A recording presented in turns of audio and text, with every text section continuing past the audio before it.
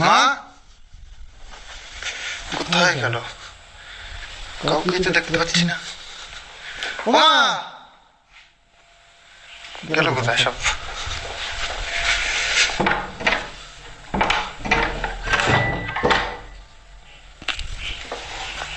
মা কোথায়? माँ मेरी माँ मम्मा प्यारी माँ मम्मा। আজকে সন্দীপ মা মা মা মা মা মা করে প্রচণ্ড পরিমাণে হাঁক ডাক দিচ্ছে। মাকে সে কোথাও খুঁজে পাচ্ছে না। তারপরে তার মা ওই পাশে রান্নাঘরে মনে হয় কাজ করছিলেন, সেখান থেকে উত্তর দিলেন মা শব্দের সাড়া দিয়ে, মানে উত্তর দিয়ে।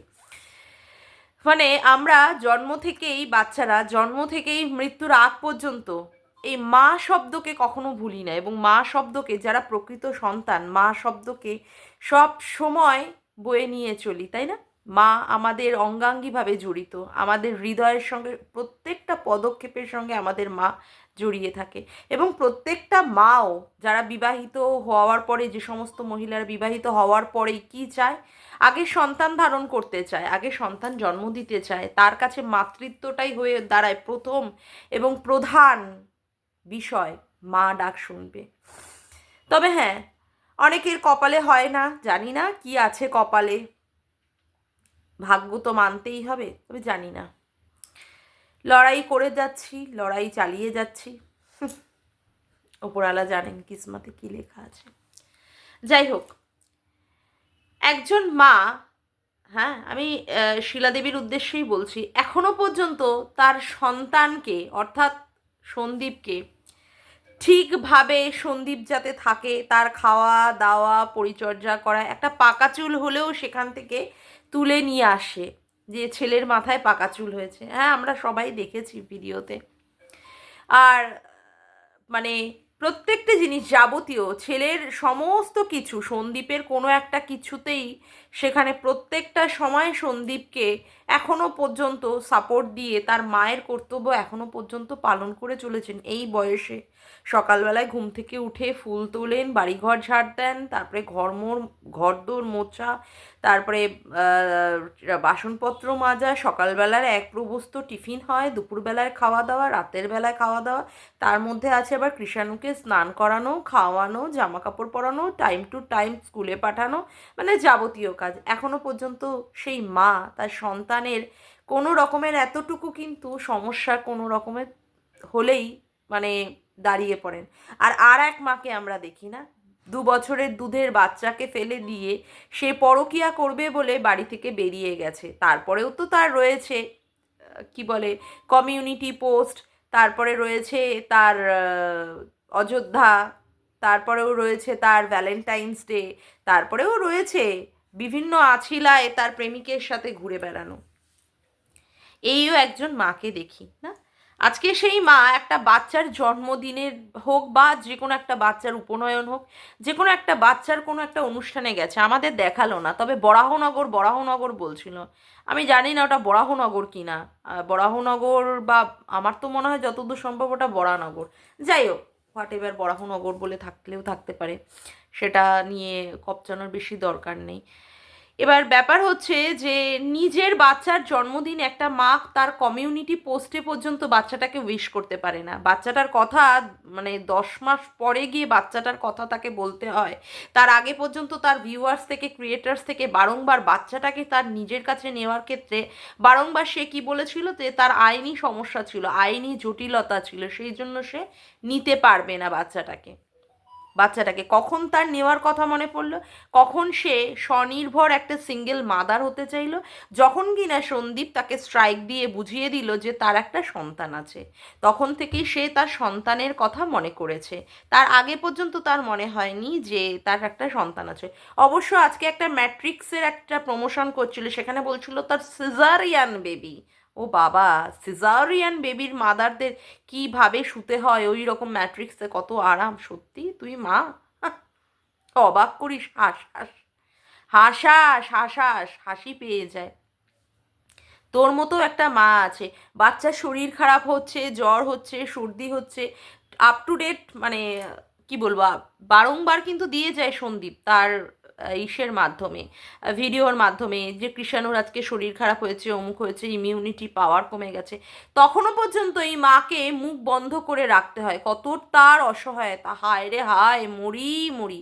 এত তার অসহায় সে মা, সে তার বাচ্চার কথা, নিজের পেট থেকে জন্ম দেওয়া বাচ্চা, এটা কুড়িয়ে নিয়ে আসা নয়, বা কোনো রকমের কোনো জায়গা থেকে নেওয়া, বা অন্য কারোর বাচ্চা না, নিজের সন্তান, তার সম্পর্কে বলতে সেই মা পারে না। কতটা তার অসহায়তা ভাবলেও আমাদেরও খারাপ লাগে না? সত্যি মানে আমি অবাক হয়ে যাই, এই ধরনেরও মা আছে যে বাচ্চার কথা তার মনে পড়ে না, বাচ্চাটাকে দেখার জন্য হাহাকার করে না, কোনো কাকুতি মিনতি নেই, শুধুমাত্র সন্দীপকে টাইট দেবে, সন্দীপকে টাইট দেবে। কি বলেছিল সে তার ভিডিওতে? বলেছিল যে সন্দীপ কি বলেছিল, ভাঙাটিন বলেছিল বাচ্চাটা ওর কাছে আছে, থাক, খেয়ে করে খাচ্ছে খাক, মানে ওই চ্যানেলের কথা যেটা এখন মানে ওই মাই ভিলেজ লাইফ সন্দীপ বলে চলছে, ওটা তো আগে ওর নামেই ছিল, করে খাচ্ছে খাক। তার মানে ওর একটা ছিল যে ও করে খাচ্ছে, আপাতত বাচ্চাটা আছে, এরপরে যখন বাচ্চাটাকে মানে টাইট দেওয়ার নাম করে ওর থেকে নিয়ে নেবে, চ্যানেলগুলোও নিয়ে নেবে। মানে কত বড় দুরভিসন্ধি। আর তারপরেও রয়েছে ডেটের ওপরে ডেট ফেলা, ডেটের ওপরে ডেট ফেলা, তাই না? একদম এসডিও কোর্টে কীভাবে ডেটের ওপরে ডেট ফেলছে, এইভাবে ডেটের ওপরে ডেট ফেলা যায় ওই সেবক দাদা টাদারাই করতে পারে। সেখানে 12 তারিখে সন্দীপকে দৌড় করালো। সন্দীপ কিন্তু প্রচণ্ড অসুস্থ, প্রচণ্ড অসুস্থ ছিল সে, সেইখান থেকে বারংবার বলছে তার মাথা ব্যথা, অমুক তমুক, তবুও সে কিন্তু গিয়েছিল। বসিরহাটে মনে হয় যেতে পারেনি, বলল যে সে রানাঘাটে গিয়েছিল। এবং কিভাবে তাকে হ্যারাসমেন্ট করা হচ্ছে, বারংবার তাকে কিভাবে হ্যারাসমেন্ট করা হচ্ছে, শুধুমাত্র সন্দীপের ক্ষতি চেয়ে, সন্দীপের ক্ষতি চেয়ে। মানে আমি সত্যি একটা জিনিস আমি ভাবি, জানি না আমার মধ্যেই কি এই ধরনের রিয়াকশন হয়, না এরকম সবার মধ্যেই হয়। হ্যাঁ, স্বামী স্ত্রীর মধ্যে মনোমালিন্য বনিবনা নাই হতে পারে, তাই বলে যার সাথে এতকাল ঘর করলাম, তার সাথে সুখ দুঃখর মুহূর্ত কাটালাম, প্রত্যেকটা সময় তার সঙ্গে একটা সময় কাটানো, এরপরেও কি সেই মানুষটাকে এই রকমভাবে টাইট দেওয়া যায়? তবে হয়তো বা আমি ভুল হতেই পারে, টাইট দেওয়া যায়, না হলে আর এই ধরনের ঘটনাগুলো ঘটে কি করে, না? তোমরা জাস্ট একটু শুনে নাও সন্দীপ কি বলেছে। বাজারটা গেল, কারণ এই বসিরহাটে একটা কেস, এখানে রানাঘাটে নর্মালি ব্যাপার হচ্ছে ডেট একটা আগামী দিনে নেওয়া হলো, কারণ আজকে ওটা সম্ভব ছিল না, কেসটার অ্যান্সার দেওয়ার ছিল, মানে জবাব দেওয়ার যেটা বলে, তো সেটা ছিল, তো আজকে সম্ভব হলো না, একটা ডেট চেয়ে নিলাম, তো নেক্সট ডেটে জবাব দিতে হবে। আর বসিরহাটে যেটা, ওটা তো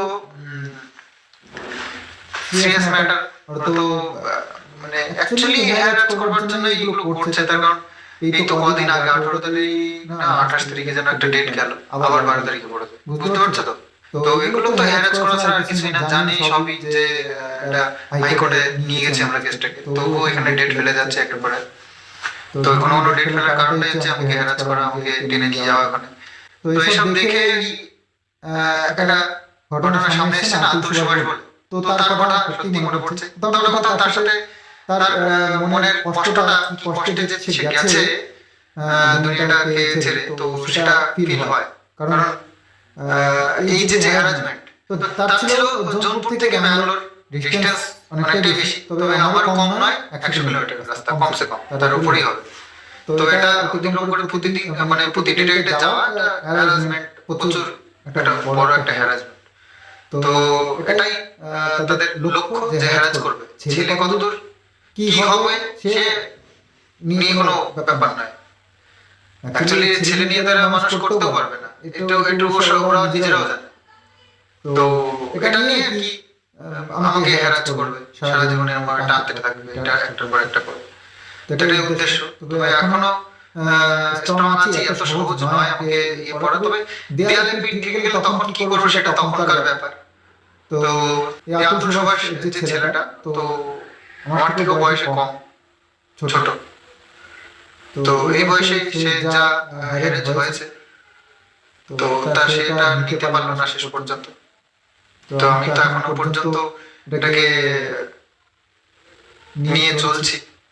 তারপরে মেন্টালি হ্যারাসমেন্ট, তারপরে ফিজিক্যালি হ্যারাসমেন্ট, এগুলো সব মিলে যাচ্ছে তাই একটা পরিস্থিতি।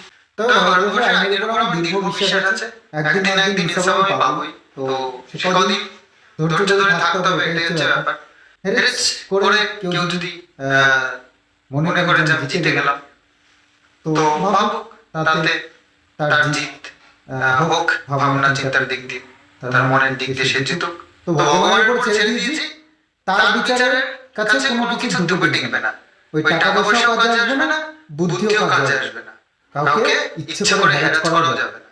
তার যেটা সঠিক বিচার সেটাই মেনে নিতে হবে। তো সে আমি হই বা আরেকজনই হোক, তো সেই দিনটার আশায় আছে। তো এখন আমার পালা হচ্ছে কি ধৈর্য ধরা। চলো, ধৈর্য কত আছে তার পরীক্ষা ভগবান নিচ্ছে, আমি দিতে থাকি। তো চল ব্লগটা এখানে শেষ করি।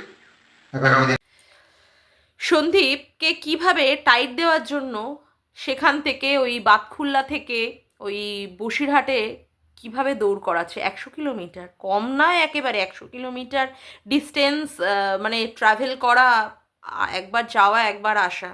সেখানে আমরা একজনের কথা কালকে শুনেছি যে কিনা তার বাচ্চাটাকে নিয়ে প্রচণ্ড পরিমাণে টানা হাঁচড়া করা হয়েছে। এখন সেটা সবাই জানে তার নামে। সেখানে সে সুইসাইড করেছে, সেটা নিয়ে আরও ভিডিও করেছে বা দীপ্তিদিও করেছে। তবে হ্যাঁ, আমি তার কথা তুলতে চাই না, কারণ এই বলে সন্দীপের মনোভাব, মানে কি বলবো, মনের যে শক্তিটাকে সেটাকে আমি নষ্ট করতে চাই না। আমি চাই সন্দীপ সত্যিই মনের দিকে জোর থাক, আর জোর তো তাকে থাকতেই হবে। কৃষ্ণু বাবাকে তাকে মানুষ করতে হবে, তার মা তাকে ফেলে দিয়ে চলে যেতে পারে, মা দায়ভার নাই নিতে পারে, মা পরকীয়ার জ্বালায় পরপুরুষকে তার শরীর ভোগ করাবে বলে মা তার দায় জন্ম দিয়ে দায় এড়িয়ে যেতে পারে, কিন্তু সন্দীপ সেটা পারে না। সন্দীপ তার বাবা, তার জন্ম দেওয়া বাবা সন্দীপ।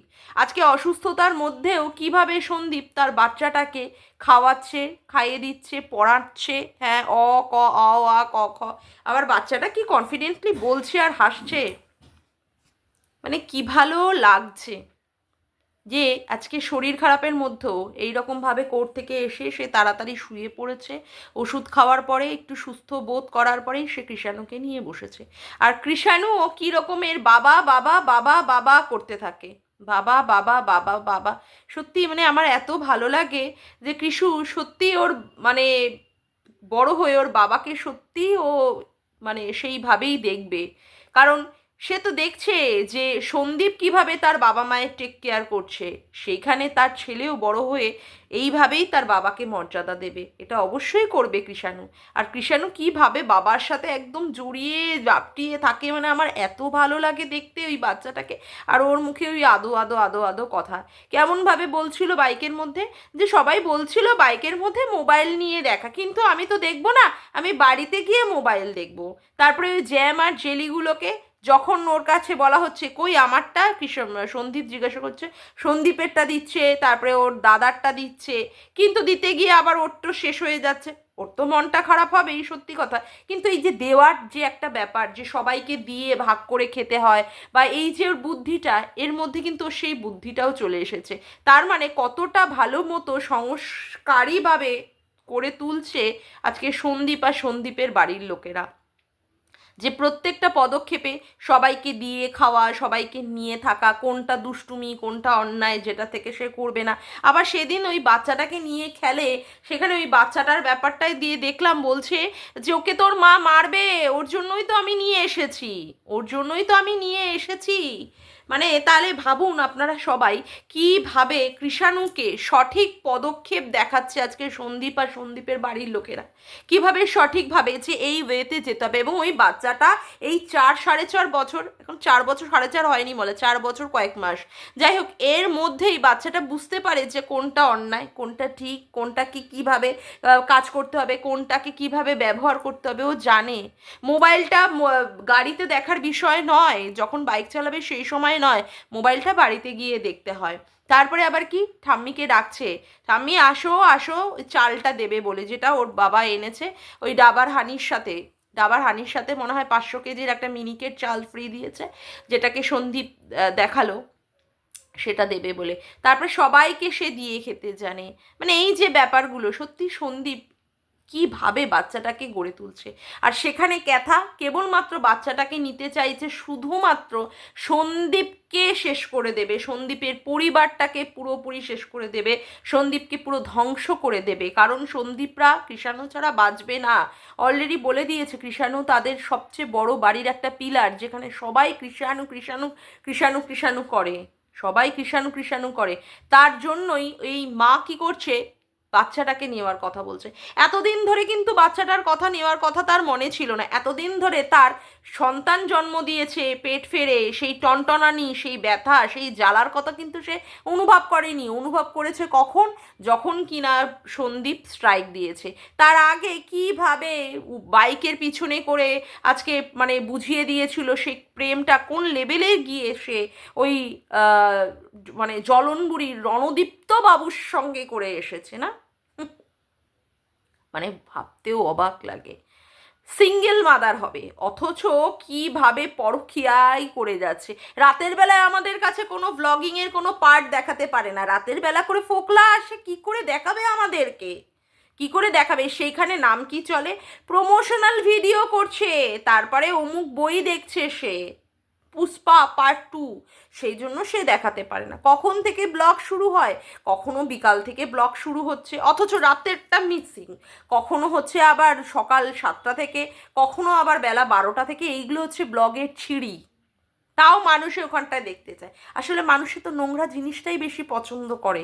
এই যে আমাকে একজন কমেন্ট করেছে যে দিদি তুমি এত সুন্দর কন্ট্রোভার্সি করো, কিন্তু তা সত্ত্বেও তোমার সাবস্ক্রাইবার বাড়ছে না কেন? হ্যাঁ, এই কন্ট্রোভার্সি আমি যেটা মুখ দিয়ে সুন্দর ভাষা দিয়ে বলি সেইগুলোতে হবে না। এখানে গালি দিয়ে খিস্তি দিয়ে দুটো বাজে কথা বলে রামপাট কেলাই, তখনই হবে সাবস্ক্রাইবার। কিন্তু মানুষ ভালো জিনিসটা দেখতে পছন্দ করে না, মানুষ শুধু নোংরা জিনিসটা, কে কতটা নোংরামিতে কতটা গিয়ে পৌঁছাচ্ছে গভীরতা অনুযায়ী, সেইটাকে মানুষ পছন্দ করে, সেইটাকে পছন্দ করে। তবে হ্যাঁ, আমি সন্দীপের উদ্দেশ্যে একটা কথাই বলবো, সন্দীপ তোমাকে, তোমার মধ্যে সততা দেখেছি, তোমার মধ্যে কোনো রকমের খারাপ জিনিস দেখিনি, পরকীয়ার মতো জিনিস। আর তুমি যেভাবে তোমার বাবা মা সঙ্গে তোমার সন্তানকে যেভাবে মানুষ করছো, যেভাবে তাদেরকে বট্ট বৃক্ষের মতো তুমি আগলে রেখে তাদেরকে যেভাবে মানে ভালো রাখার চেষ্টা করো, তার জন্যই কিন্তু তোমাকে সাপোর্ট করা। আর সাপোর্ট আমি করবই, কিন্তু ভাই তারপরেও তুমি মনে রেখো, যে কাজগুলো ভাঙাটিং করছে সেই কাজগুলো তুমি করো না, তাহলে তোমাকে সাপোর্ট করার মতো কোনো রকমের পয়েন্ট পাবো না। হ্যাঁ, তবে এখনো পর্যন্ত তোমাকে সঠিক রকমের গাইডেন্স দেবো, এবং তুমি সেটা বুঝতেও পারছো এবং তুমি সেটা করবেও। সঙ্গীতা ম্যাডাম কালকে বলেছেন যে যে ছেলেটির মাথায় এত এত কেসের চাপ, সে কিভাবে এই ধরনের একটা প্রেম বা অমুক করতে পারে। হ্যাঁ, এটা তো অবশ্যই সঠিক কথা। তবে হ্যাঁ, ভুল কিছু দেখলে তো বলতেই হবে, তাই না? কন্ট্রোভার্সি ক্রিয়েটার আমরা, বিশেষ করে আমরা নিরপেক্ষ কন্ট্রোভার্সি ক্রিয়েটার, সেখানে মানে তোমাকে তোমার ভালো জিনিস নিয়েও যেমন আমরা কথা বলবো, তোমার কোনো খারাপ দেখলেও সেখানে বলবো। তবে হ্যাঁ, তুমি একটা কথাই বলেছো, তোমাকে ধৈর্য রাখতে হবে। অবশ্যই ধৈর্য রেখেই তোমাকে চলতে হবে, এবং প্রত্যেকটা মানুষকেই ধৈর্য রেখে। কারোর কি সমস্যা, কি কোনো কিছু কম আছে বলো? হ্যাঁ, তোমার সমস্যাটা অনেক অনেক বেশি সব অনেকের থেকে। আমাদের জীবনেও অনেক অনেক সমস্যা আছে, তো আমরাও তো ধৈর্য রেখেই কাজ করে যাচ্ছি, তাই না? তবে হ্যাঁ, তোমার সমস্যার সঙ্গে আমার সমস্যার কোনো তুলনা নেই, তোমার সমস্যাটা আরও হাই লেভেলের। ওই ঘোড়ামুখী দালালের মতো বলবো তোমার যা সমস্যা আমারও সেই না, আমার এক ধরনের সমস্যা, তোমার অন্য ধরনের সমস্যা, সেটা নয়। তবে হ্যাঁ, ধৈর্য ধরো, ভগবানের উপরে আস্থা রাখো, অবশ্যই তুমি ফ্রুটফুলি রেজাল্ট পাবে, অবশ্যই তোমার সমস্ত সমস্যা বাধা বিঘ্ন থেকে বিপত্তি থেকে তুমি কাটিয়ে উঠবে। এবার আসি ঘোড়ামুখী দালালের কথা। ঘোড়ামুখী দালাল দীঘা থেকে চলে এসেছে, তারপরে এসে কি করছে, ভিডিও করতে বসে গেছে। সে বলছে প্রচণ্ড ভালো ছিল, তার নেগেটিভিটি থেকে, দোগলামি পানা থেকে প্রচণ্ড সে ভালো ছিল, এখন এসে কর্মবিরতি থেকে সে এখন কর্মে যোগদান করেছে। না ভিডিও করলেই তো পারিস, তাহলে আর নেগেটিভিটিগুলো তোর মধ্যে কাজ করবে না? কেনই বা ভিডিও করতে আসিস? হ্যাঁ, যেখানে নেগেটিভিটিতে তুই নাকি পুরোটাই ছেয়ে বসে আছিস। হ্যাঁ, তোর চারিপাশে নেগেটিভিটি, তা ভিডিওটা না করলেই পারিস। হ্যাঁ, ভিডিও করবা, নোংরামিও করবা, নোংরামিগুলোকে প্রমোটও করবা, পরকীয়াকে সাপোর্টও করবা, আবার বড় বড় ডায়লগ দিয়ে বলবা কি নেগেটিভিটিতে ভরে গেছে। সত্যি মানে পারিস ভিডিও করা বন্ধ করে দে। আর সবার শেষে আমার সঙ্গীতা ম্যাডামের উদ্দেশ্যে একটা কথা, কালকে ম্যাডামের ওখানটা আমি লাইভটা দেখছিলাম, যাই হোক সবাই চুনা চুনা চুনা চুনা করছিল, তো ম্যাডাম বললেন ও চুনা সম্পর্কে কিছু বলতে হবে, হ্যাঁ চুনার লজিক দিয়ে ভিডিও করা শুরু করে, কিন্তু সেখানটায় গিয়ে তার লজিকের কোনো মা বাবা থাকে না, একদমই ঠিক। তবে ম্যাডামকে একটা কথাই বলবো, ম্যাডাম চুনাকে অত পাত্তা দিতে যাবেন না, অত ভাও দেবেন না প্লিজ। চুনা অতটা ভাও খাওয়ার মহিলা নয়, একদমই নোংরা, একদমই দোগলা। আপনি তো দেখেননি, আমি দেখেছি, আমি দীপ্তিদি এরা সামনাসামনি দক্ষিণেশ্বরে গিয়ে দেখেছি কত বড় নোংরা মহিলা, একদমই নোংরা। বেনারসের বাইজি থেকে যদি আরো কিছু হয় তার থেকেও আরো বেশি নোংরা। কিভাবে ওইখানে ঘোড়ামুখীর হয়ে এসে তারপরে এখানে ওই মর্কটের গা ঘষছিল, বসে বসে ঘষছিল আর বলছিল দালাল দালাল দালাল, সে আবার অন্য লোককে আবার ডাল্লি ডাকে, ডাল্লি। সুতরাং আপনি কাউকে এইভাবে অতটা মানে প্রমোট করে তাকে কিন্তু চ্যানেলটাকে আপ করিয়ে দেবেন না প্লিজ। আর বিশেষ করে সে আবার বলেছে দুর্গা বাহিনীর মতো সে লজিক দিতে পারে না, কিন্তু সে চেষ্টা করে। তার ওই চেষ্টার মাকে মাসিমা বলেছি, তার চেষ্টার মাকে মাসিমা বলেছি। সে যে কি কি ভিডিও করে আর কার পিছনে লেগেছে কি কি করে, কাকে ডাল্লি, কাকে হচ্ছে কি কি বলে খেকি, কাকে কি বলে গুপ্তি, এখন আবার গুপ্তিতে নেমেছে, বাবা ভাগ্যিস পুঙ্গালি শব্দটা মনে হয় এখন গুটিয়ে গেছে। তারপরে হচ্ছে আর একজন কি ঢেপি, এইরকম নোংরামি বানা করে করে কি কি যে ভিডিও করেছে, সেই ভিডিওগুলো তো রয়েছে তার চ্যানেলে, ভুললে চলবে না। কাদের নাম নিয়ে নিয়ে, তবে তো ওর তো নাম নেবে, ওর তো চ্যানেলটাকে বাড়াতে হবে না, ওর ভিউজটাকে বাড়াতে হবে। তবে ম্যাডাম প্লিজ আপনার উদ্দেশ্যে আমি বললাম, একে আপনি প্রমোট করবেন না, মানে করবেন না। এক নম্বরের নোংরা মহিলা, এক নম্বরের একটা দোগলা মহিলা, ঠিক আছে? এর চরিত্র বলে কিছু নেই, এর চরিত্র বলে কিছু নেই, ঠিক আছে? আপনাকে সেই জন্যই একটা সতর্ক বার্তা আমি এই আমার ভিডিও থেকেই দিয়ে গেলাম। যাক গিয়ে আজকের মতো ভিডিওটা আমি এখানেই শেষ করলাম। আমার ভিডিওটা যদি তোমাদের ভালো লেগে থাকে তবে অবশ্যই একটি লাইক করো, কমেন্ট করো, শেয়ার করো, আর চ্যানেলটিকে বেশি বেশি করে সাবস্ক্রাইব করে রেখো, আর অল নোটিফিকেশান বেলটিকে অন করে রেখো এরকম নতুন নতুন ভিডিও পাওয়ার জন্য। আজকের মতো আসি বন্ধুরা, আবার দেখা হচ্ছে একটি নতুন ভিডিওতে। Bye, tata.